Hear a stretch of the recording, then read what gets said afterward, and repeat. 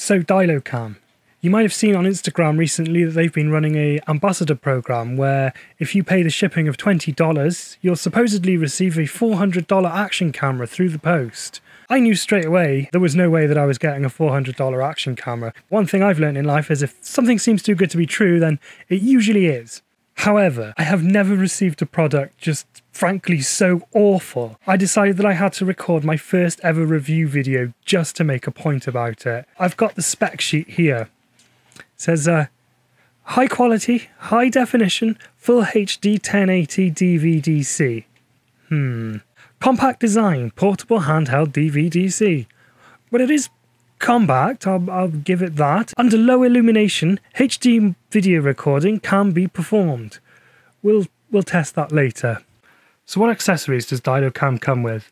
Well, firstly, it comes with this very short and very low quality USB cable, which features a composite out connection. So I can only imagine they pictured some poor idiot trying to use this as part of a CCTV system.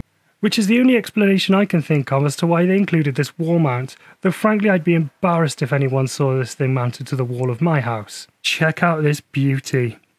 On the front there you've got some IR LEDs which give it its supposed low light performance.